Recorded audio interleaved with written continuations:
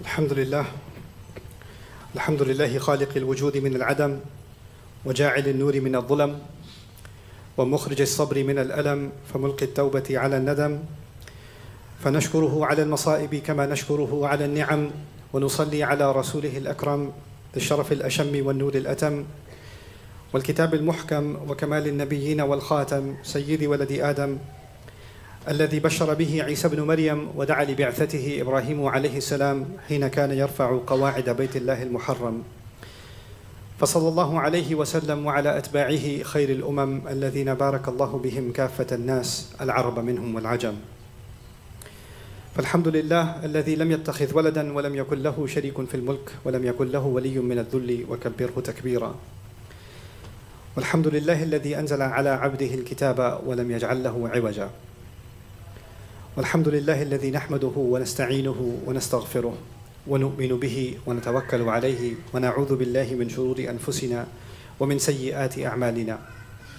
من يهده الله فلا مضل له، ومن يضلل فلا هادي له. ونشهد أن لا إله إلا الله وحده لا شريك له، ونشهد أن محمدا عبد الله ورسوله أرسله الله تعالى بالهدى ودين الحق ليظهره على الدين كله، وكفى بالله شهيدا. فصلى الله عليه وسلم تسليما كثيرا كثيرا. أما بعد، فإن أصدق الحديث كتاب الله، وخير الهدي هدي محمد صلى الله عليه وسلم، وإن شر الأمور محدثاتها، وإن كل محدثة بدعة، وكل بدعة ضلالة، وكل ضلالة في النار. قال الله عز وجل في كتابه الكريم بعد أن أقول أعوذ بالله من الشيطان الرجيم: فمن خاف من موص جنفا أو إثما فأصلح بينهم فلا إثم عليه إن الله غفور رحيم. يا أيها الذين آمنوا كتب عليكم الصيام كما كتب على الذين من قبلكم لعلكم تتقون. رب اشرح لي صدري ويسر لي أمري واحلل عقدة من لساني يفقهوا قولي. واللهم ثبتنا عند الموت بلا إله إلا الله. واللهم اجعلنا من الذين آمنوا وعملوا الصالحات وتواصوا بالحق وتواصوا بالصبر. آمين يا رب العالمين. আজকের খুতবাটির বিষয়বস্তু হলো কোরআনের দীর্ঘতম সূরা সূরা বাকারা থেকে প্রাপ্ত কিছু শিক্ষা। এই সূরার দ্বিতীয়ার্ধ হল মুসলমানদের জন্য আইন বা সংবিধান সম্বলিত প্রারম্ভিক ওহী। যদিও সূরা বাকারার পূর্বেও শরীয়তের হালাল হারাম সম্পর্কিত সামান্য কিছু বিধান নাজিল হয়েছিল, কিন্তু আইন নিয়ে মুসলিমদের জন্য সবচেয়ে সংগঠিত ও পদ্ধতিগত আলোচনা প্রথমবারের মতো সূরা বাকারাতেই করা হয়েছে। আলোচনাটি শুরু হয় মুসলিমদের জন্য অনুসরণযোগ্য আইন এবং আচার অনুষ্ঠানের নিয়মকানুন নিয়ে। এর সূচনা হয়েছিল নামাজের কিবলা পরিবর্তনের মাধ্যমে, অর্থাৎ এখন থেকে জেরুজালেমের দিকে নয়, বরং কাবা অভিমুখেই নামাজ আদায় করা হবে। এটিই ছিল প্রথম আলোচনা। এরপর সেখান থেকে বিবিধ প্রায় 15টি আইন একে অপরের পাশাপাশি অবতীর্ণ করা হয়। কোরআন অধ্যয়ন করার সময় পুনরাবৃত্ত এবং অন্যতম লক্ষণীয় একটা বিষয় হল কোরআন সম্পর্কে মহান আল্লাহর নিজের মন্তব্য। আল্লাহ বলেছেন, কিতাবুন উহকিমাত আয়াতুহু, এটি এমন একটি কিতাব যার আয়াতসমূহ, যার ওহীসমূহ, আমি এখানে ভার্স শব্দটি ব্যবহার করতে পছন্দ করি না, আমি বরং আয়াত শব্দটি ব্যবহার করব। এই আয়াতগুলো একত্রে সেলাই করা হয়েছে, এগুলো একসাথে বোনা হয়েছে। আর সেলাই করা অত্যন্ত মনোযোগী একটা কাজ। সেলাই করার সময় প্রতিটি সুতা ও প্রতিটি বুনন নির্ধারিত স্থানে থাকতে হয়। আর আল্লাহ যদি কোরআনকে একত্রে বুনে থাকেন, তার মানে আয়াতগুলোকে কৌশলগতভাবেই নির্ধারিত স্থানে রাখা হয়েছে।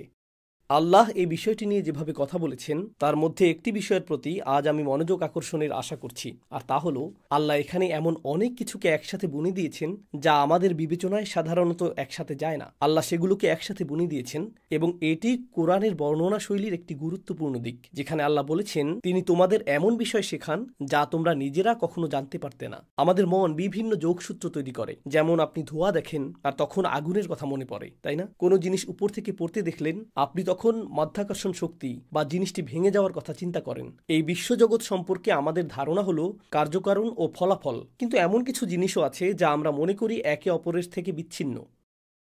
তারা একই জিনিসের অংশ নয়। শিল্পকলা এক জিনিস, বিজ্ঞান অন্য জিনিস। তারা একে অপরের থেকে বিচ্ছিন্ন, তাই না? কিন্তু এক্ষেত্রে আল্লাহ এমন কিছু সংযোগ তৈরি করেছেন যা আমরা কখনোই তৈরি করতাম না। এমন কিছু সম্পর্ক আল্লাহ তৈরি করেন যা আমাদের কাছে অতটা স্পষ্ট নয়। আর এই সম্পর্কগুলোই আসলে কোরআনের মূল বার্তার অংশ। তিনি কিছু জিনিসকে এমনভাবে যুক্ত করেছেন যা আমরা কখনোই পৃথক করতে পারবো না। কোরআনের একটি বাক্যাংশ থেকেও আমরা এই ধারণাটি পাই, যেখানে আল্লাহ বলেন, ওয়ায়াকদউনা মা আমারাল্লাহু বিহি আইয়ুসাল। তারা এমন জিনিস ছিন্ন করে যা আল্লাহ যুক্ত করে রাখার আদেশ দিয়েছেন। যেমন কোরআনের আয়াতের ব্যাপারে আল্লাহ তাদেরকে যুক্ত করে রাখার আদেশ দিয়েছেন, একইভাবে আত্মীয়তার সম্পর্ক আল্লাহ তা অক্ষুণ্ণ রাখার নির্দেশ দিয়েছেন। আর আমরা যা করছি, কখনো কখনো আমাদের মধ্যে কিছু লোক যা করে, আমরা আল্লাহর শেখানো কিছু জিনিসকে নেই, এরপর সেগুলোকে আলাদা করে ফেলি এমন সব জিনিস থেকে যেগুলোকে আল্লাহ ঠিক এর পাশেই উল্লেখ করেছেন, যেন তাদের মধ্যে কোনো সম্পর্ক নেই। এখানে চ্যালেঞ্জটি বেশ জটিল, কারণ আপনি এবং আমি অন্য বই, অন্য বিষয় বা অন্য উপকরণ পড়ে অভ্যস্ত। যদি আপনি আইন বিষয়ক কোনো কোর্স করেন, সেখানে ইতিহাসের পাঠ পাবেন না, সেখানে কেবল আইনের পাঠই পাবেন। আপনি যদি দর্শন বিষয়ক কোনো কোর্স করেন, সেখানে বিজ্ঞান নিয়ে আলোচনা থাকবে না, একসাথে একটি করে বিষয়। যদি এমন একটি অধ্যায় পড়েন যার নির্দিষ্ট শিরোনাম রয়েছে, ধরুন পাহাড় সম্পর্কিত একটি অধ্যায়, আপনি পাহাড় সম্পর্কিত অধ্যায়টি পড়ার সময় নদীর কথা পাবেন না, একসাথে একটি করে বিষয়। এভাবেই আমাদের চিন্তা গঠিত, এভাবেই বইগুলো বিন্যস্ত, এভাবেই পাঠ্যক্রমগুলো বিন্যস্ত, এভাবেই শিক্ষকদের পাঠ সংগঠিত। কিন্তু যখন আপনি সেই মানসিকতাকে কোরআনের কাছে নিয়ে আসেন, তখন কি দেখতে পান? এই কিতাবটি সেই পদ্ধতি অনুসরণ করছে না। আল্লাহ আইন নিয়ে কথা বলছেন, তারপর তিনি ইতিহাস নিয়ে কথা বলছেন, তারপর তিনি অদৃশ্য জগৎ নিয়ে কথা বলছেন। এখানে এমন সব বিষয়ের সংমিশ্রণ করা হয়েছে যা আমাদের দৃষ্টিতে একসাথে যায় না। এ কারণে ভাষা জ্ঞান নিয়ে অমুসলিমরা, কোরআনের পশ্চিমা সমালোচকরা, প্রাচ্যবিদরা গত 400 বছর ধরে কোরআন সম্পর্কে সবচেয়ে বহুল প্রচলিত যে কথাটা বলেছে তা হলো কোরআনের বক্তব্য গোলমেলে। কোরআনের বক্তব্য হলো গোলমেলে, একটা জগা খিচুড়ি। এটা বিভিন্ন বিষয়ের সংমিশ্রণে একটা সালাদ, যা একসাথে যায় না। কিন্তু প্রকৃতপক্ষে তা একসাথে যায় এবং গভীরতম তাৎপর্যপূর্ণ উপায়ে সেগুলো পরস্পর সম্পর্কিত। আশা করছি পরবর্তী কয়েক মিনিটে আমরা সেই সংযোগগুলির একটি নিয়ে আলোচনা করব, যা অতটা স্পষ্ট নয়। আর এরকম একটি সংযোগ হলো আমাদের আধ্যাত্মিক জীবন এবং আমাদের আর্থিক জীবন। এগুলো আমাদের জীবনের পৃথক দুটি অংশ। আপনার ট্যাক্স, আপনার আয়, কতটা সঞ্চয় আছে আপনার, কে কি পাবে, সন্তানের পড়ালেখার খরচের জন্য কত ব্যয় করবেন, বা গাড়ির খরচ, এই খরচ, সেই খরচ, ব্যবসায়িক উদ্যোগ, এই সব কিছু একদিকে, আর আপনার আধ্যাত্মিক জীবন থাকে সমীকরণের অন্যদিকে। উদাহরণস্বরূপ, যখন রমজান মাস আসে, তখন আমরা সবাই ইবাদত নিয়ে চিন্তা করি। আমরা নামাজ, কোরআন তেলাওয়াত, রোজা নিয়ে চিন্তা করি। আমরা তাহাজ্জুদ নিয়ে ভাবি, আমরা তারাবি নামাজ নিয়ে ভাবি, আমরা বেশি বেশি দোয়া করার কথা চিন্তা করি, শেষ বেজোর রাত অন্বেষণের কথা ভাবি। আমাদের মন ইবাদতে নিবদ্ধ, সেখানেই আমাদের মন পড়ে থাকে, তাই না? কিন্তু হতে পারে এটি জাকাতের মৌসুম। আচ্ছা, ইসলামিক দৃষ্টিকোণের কথা ভুলে যান। যুক্তরাষ্ট্রে যদি এটি ট্যাক্সের মৌসুম হয়, তখন হঠাৎ করে আপনি বুঝতে পারেন যে আপনাকে ট্যাক্স হ্রাসকারী কোনো খাতে দান করতে হবে, কোনো একটা দাতব্য সংস্থায় বা অন্য কিছুতে। তো আমাদের মন এমনভাবে প্রোগ্রাম করা, যার ফলে আমরা কিছু জিনিসের সাথে কিছু জিনিসের সম্পর্ক তৈরি করি। এখন আল্লাহ ইতিমধ্যে আমাদের জন্য একটি ইঙ্গিত দিচ্ছেন আয়াতুল বীর, অর্থাৎ সূরা বাকারার 177 নম্বর আয়াতে, যেখানে আল্লাহ বলছেন ভালো মানুষ হওয়ার অর্থ কি, ভালো মানুষ হওয়ার মানে কি। আমি এই আয়াতের ছোট একটা বিষয় এখানে উল্লেখ করব। আল্লাহ এখানে এমনভাবে বলেননি। কোরআনের অন্য জায়গায় যেভাবে বলা হয়েছে যে আপনাকে আপনার পরিবারের সাথে ভালো হতে হবে, তাই না?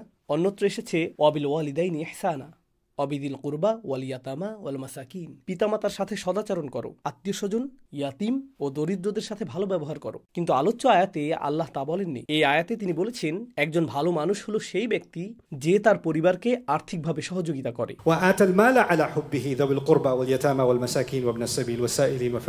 সুতরাং এখানে তিনি তাদের প্রতি আপনার আচরণের বিষয়ে কথা বলছেন না, যে আপনাকে তাদের প্রতি সদয় হতে হবে বা কল্যাণকামী হতে হবে। সেটা ইতিমধ্যেই আগের একটি আয়াতে চলে এসেছে। কিন্তু এখন এক দৃষ্টিকোণ থেকে আপনি যদি একজন ভালো মানুষ হতে চান, তাহলে সেটা আপনার পরিবারের প্রতি আপনার আর্থিক দায়িত্ব পালনের মাধ্যমেও প্রমাণিত হতে হবে। ওয়া আতাল মালা আলা হুব্বিহি যাউল কুরবা ওয়াল ইয়াতামা, তিনি এটা বললেন, কিন্তু এর ঠিক পরেই তিনি উল্লেখ করলেন ওয়া আকামাস সালাত, সে সালাত প্রতিষ্ঠা করে।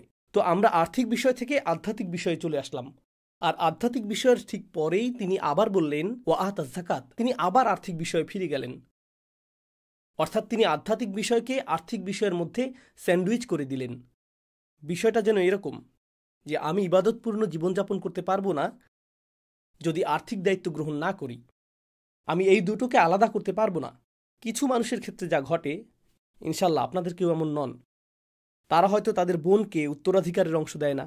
বাবা মারা গেছেন কিন্তু বোন তার অংশ পায়নি, কিংবা ভাইদের একজন বলল আমি বাবার দেখাশোনা করতাম, তুমি তো ছিলে না, তুমি কানাডা বা আমেরিকায় চলে গিয়েছিলে, এই কারণে বাড়িটি আমিই রাখছি।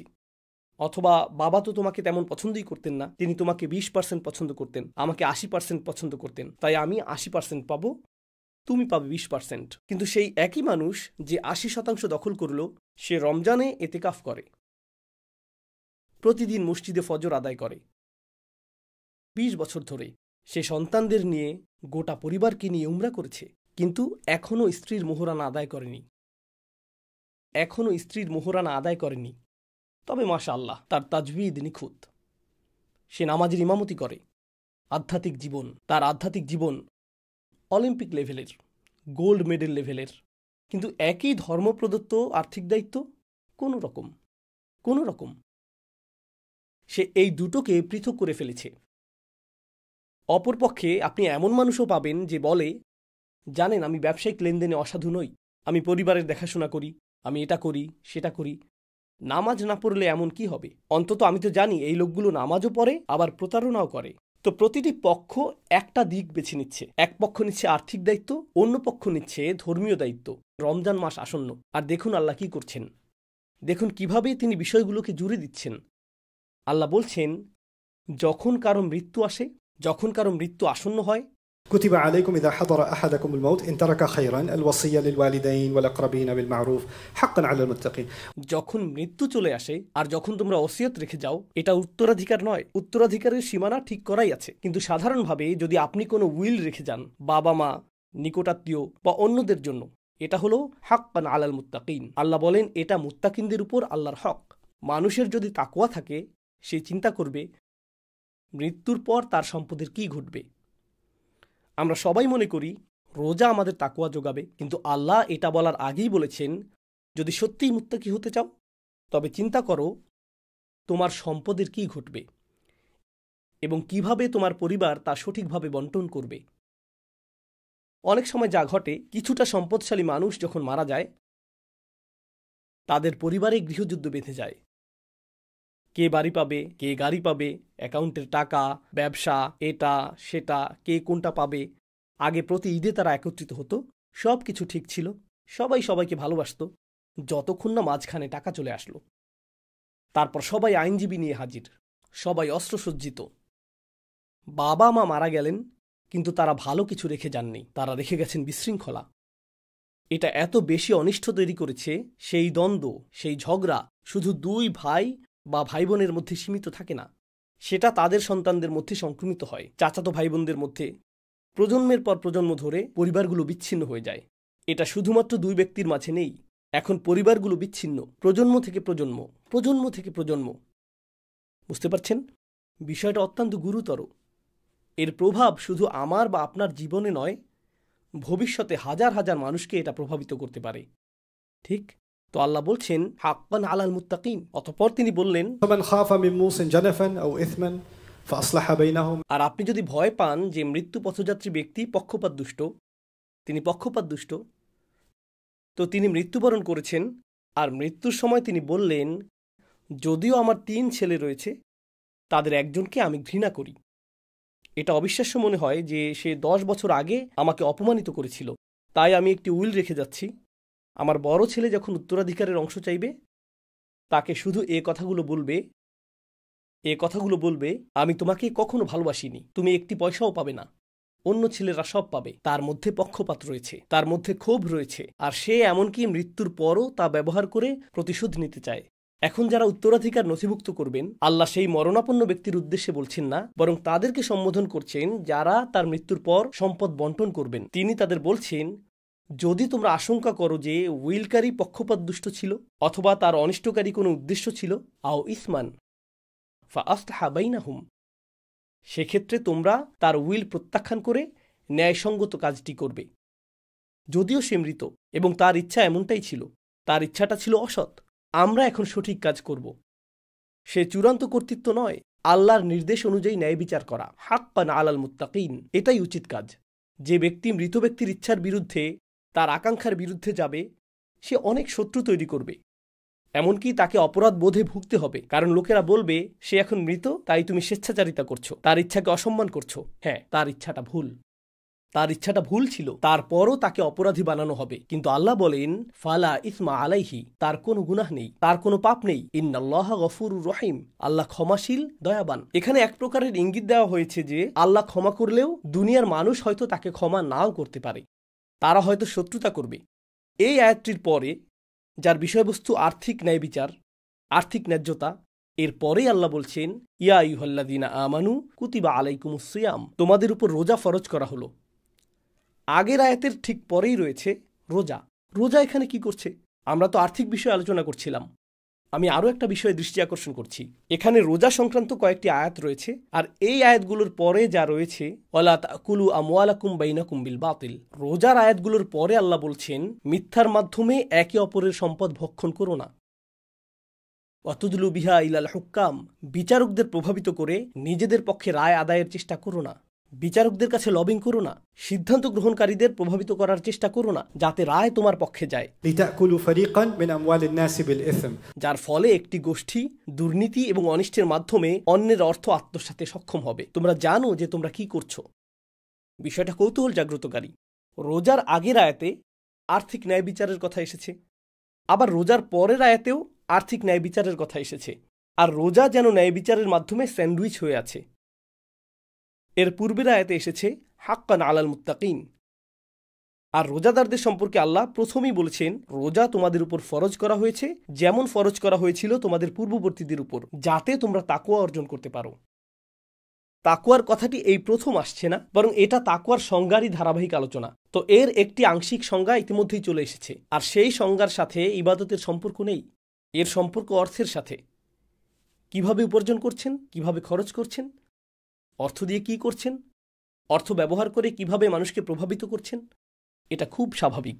যদি আপনার বড় একটি পরিবার থাকে আর সেই পরিবারের কিছু মানুষ বা এক দুজন ব্যক্তির কাছে প্রচুর অর্থ থাকে, তাদের ঘর অন্যদের চেয়ে বড়, তাদের ক্যারিয়ার অন্যদের চেয়ে বড়, আপনার ক্যারিয়ার যত বড়, আপনার অর্থ যত বেশি, সেই পরিবারে আপনার প্রভাবও তত বেশি, আপনার হাত তত ভারী। আল্লাহ বলেন, ওয়ালা তাকুলু আমওয়ালাকুম বাইনাকুম বিল বাতিল ওয়া তুদলু বিহা ইয়ানি বিল আমওয়াল ইলাল হুক্কাম লিতাকুলু ফারিকাম মিন আমওয়ালিন নাসি বিল ইসম, বিচারকদের প্রভাবিত করতে তোমাদের অর্থ ব্যয় করো না, অন্যদের প্রভাবিত করে নিজের কাজ হাসিল করতে অর্থ ব্যয় করো না। এটাই আল্লাহর নির্দেশ, এটাই হুকুম, এটাই তাকওয়ার অর্থ। রমজান আসন্ন এবং আমরা অনেক আলোচনা শুনব, অনলাইনে অনেক লেকচার দেখব, এমনকি জুমার খুতবাতেও থাকবে। রমজানের প্রস্তুতি কিভাবে নেবেন, কোরআন তেলাওয়াত শুরু করুন, বেশি বেশি উপাসনা করুন, বেশি বেশি ইবাদত করুন, ইত্যাদি ইত্যাদি। চমৎকার, এগুলো সবই ভালো, সবই সত্য। কিন্তু আল্লাহ এই সব কিছুকে অর্থনৈতিক বিষয়ের সাথে সংযুক্ত করেছেন। তাই রমজান যখন আসন্ন হয় আর আপনি যদি তাকওয়াবান ব্যক্তি হতে চান, আমি তাকওয়াবান হতে চাই, কিন্তু কারো কাছে আপনার ঋণ আছে, অথবা আপনি কারো আর্থিক অধিকার আদায় করেননি, স্ত্রীর মোহরানা আদায় করেননি, অথবা আপনি বোনের অংশ প্রদান করেননি, বা ব্যবসায়িক পার্টনারকে তার প্রাপ্য দেননি, যদিও আপনি জানেন যে অন্যায় আপনারই, আপনি ভয় দেখিয়ে তাকে তার অংশ থেকে বঞ্চিত করেছেন। যদি এগুলো সবই সত্য হয়, এরপর আপনি যদি হারাম শরীফে রমজানের শেষ দশকে ইতিকাফও করেন, তাহলে আপনি হয়তো এমন কিছুকে বিচ্ছিন্ন করছেন যা সংযুক্ত রাখার আদেশ আল্লাহ দিয়েছেন। হতে পারে এটা এক প্রকার মুনাফিকি, এটা এক প্রকার আফাত উমিনুনা বিবাদিল কিতাব ও তাকফুরুনা বিবাদ। আপনি কিতাবের কিছু অংশকে গ্রহণ করছেন, কিছু অংশকে অস্বীকার করছেন।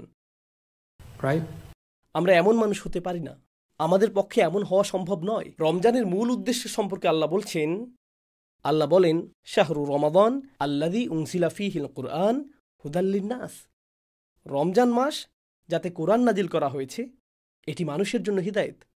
কিভাবে আমরা এই কথা বলতে পারি আর মনে করি যে এই রমজানে আল্লাহ আমার কাছ থেকে শুধু চান আমি কত খতম কোরআন পড়ব, অথচ কোরআন যা করতে বলেছে সুরেলা তেলাওয়াত করেও অন্ধ বধিরের মতো আমি সেসব উপেক্ষা করে যাই। লাম ইয়াখিরু আলাইহা সুম্মান ওয়া উময়ানান, তারা অন্ধ ও বধির হয়ে এটা উপেক্ষা করে না। এরকম বিদ্রুপ কিভাবে সম্ভব? আমরা এরকমটা আর করতে পারি না। আল্লাহর কিতাবকে আমাদের সেভাবেই দেখতে হবে যেভাবে দেখা উচিত, উন্মুক্ত চোখে, আমার সামনে আয়না রেখে এবং আপনার সামনে আয়না রেখে। ঠিক যেভাবে আমি বলতে চাই রোজার সময় আমি কিছু খাইনি, রোজার সময় আমি কিছু পান করিনি, একইভাবে আমরা বলতে পারা উচিত রোজার সময় আমি অন্যায়ভাবে কারো অর্থ খাইনি। রোজার সময় আমি অন্যায়ভাবে কারো পানি পান করিনি। মুরগি যদি হালালও হয়, আপনি হালাল দোকান থেকে এটা কিনেছেন, এরপরও 3 বার চেক করে নিশ্চিত হন। আপনি বলেন, আমি চাই মুরগিটাকে আমার চোখের সামনে জবাই করা হোক, কারণ আমি নিশ্চিত হতে চাই এটা কতটা হালাল। এটা ভালো, কিন্তু যে অর্থ দিয়ে আপনি এটা কিনেছেন তা কোনো প্রতারণা অথবা ঋণ খিলাপে অর্থ থেকে এসেছে, যা পরিশোধ করার প্রতিজ্ঞা আপনি করেছিলেন। তাহলে প্রকৃতপক্ষে এটা কি হালাল হয়েছে? মুরগি হালাল হতে পারে, কিন্তু আপনার জন্য তা হালাল নয়। সেটা ভালো হতে পারে, কিন্তু আপনার জন্য ভালো নয়। এই জন্যই আল্লাহ ঠিক পরেই বলেছেন, ওয়ালা তাকুলু আমওয়ালাকুম বাইনাকুম বিল বাতিল। আল্লাহ চমৎকারভাবে এটা করেছেন। আল্লাহ তার কিতাবে এমন বিষয়ের মাঝে সংযোগ তৈরি করেছেন যা আমাদের দ্বারা সম্ভব ছিল না। আমরা যদি শুধু আল্লাহর বাণীগুলো নিয়ে চিন্তা করি, তাহলে প্রতি রমজানে আমাদের অনেক সমস্যার সমাধান হয়ে যাবে। ঠিক যেমন আপনি প্রতিটি রমজানে একজন নতুন আধ্যাত্মিক মানুষ হয়ে ফিরতে চান, তেমনি আপনি হতে পারবেন পরিবারের ভিন্ন এক সদস্য, ভিন্ন একজন ব্যবসায়ী, অর্থের ব্যবস্থাপনার ক্ষেত্রে একজন ভিন্ন মানুষ, প্রতিশ্রুতি রক্ষায় একজন ভিন্ন ব্যক্তি। তখন অর্থনৈতিক বিবেচনায় নিজেকে পরিচালিত করার দৃষ্টিভঙ্গিটি সম্পূর্ণ বদলে যাবে। এটি আমার শেষ মন্তব্য, যেহেতু আমি খুতবাটির সমাপ্তি টানছি। আল্লাহ আজ্জাজাল্লাহ আমাদেরকে তাকওয়ার একটা সংজ্ঞা দিয়েছেন যা ইবাদতের সাথে সম্পর্কিত, এবং তিনি সেই সংজ্ঞার আরেকটি অংশ দিয়েছেন যা অর্থ সম্পদের বিবেচনায় মানুষের সাথে আমাদের আচরণের সাথে সম্পর্কিত। আর এই দুটির সমন্বয়েই তাকওয়া গঠিত। সুতরাং আপনি কেবল একটি অংশ বেছে নিয়ে বলতে পারবেন না যে আমার তাকওয়া আছে। আমি তাকওয়া শব্দটি ব্যবহার করছি, আপনাদের অনেকে এই শব্দটির সাথে পরিচিত নাও হতে পারেন। তাকওয়া মূলত এসেছে ওকায়া থেকে, আর ওকায়া অর্থ হল সুরক্ষা। তাকওয়া অর্থ এমন কেউ যে নিজেকে সুরক্ষিত করছে। আক্ষরিক অর্থেই মুত্তাকি অর্থ এমন ব্যক্তি যে নিজেকে সুরক্ষিত করছে। আপনি যদি ঘরে প্রবেশ করে দরজা বন্ধ করে দেন যাতে কেউ ঘরে প্রবেশ করতে না পারে, তাহলে আপনি তাকওয়ার একটি কাজ করলেন। এটাই তাকওয়ার আক্ষরিক অর্থ। সুতরাং প্রকৃতপক্ষে তাকওয়া হলো নিজেকে সুরক্ষিত করা। কি থেকে সুরক্ষিত করবেন? প্রথমত আপনি নিজেকে আপনার নিজের সত্তা থেকে সুরক্ষিত করবেন। অমাইয়ুকা শুহা নাফসিহি ফাউলাইকা হুমুল মুফলিহুন। যাকে সুরক্ষিত করা হয়েছে একই শব্দমূল থেকে, ইউকা, তাকওয়া থেকে এসেছে। অমাইয়ুকা শুহা নাফসিহি, অর্থাৎ যাকে নিজের মধ্যকার লালসা থেকে সুরক্ষিত করা হয়েছে সেই সফল মানুষ। আল্লাহ এমনটাই বলেছেন। তাকওয়ার কাজ হলো আপনাকে আপনার থেকেই সুরক্ষিত করা, আমাকে আমার থেকেই সুরক্ষিত করা। আমার অভ্যন্তরে একটি ভয়ঙ্কর লোভী, স্বার্থপর, আত্মপূজারী এবং বিষাক্ত সত্তা আছে। এটা আমার ভিতরে রয়েছে।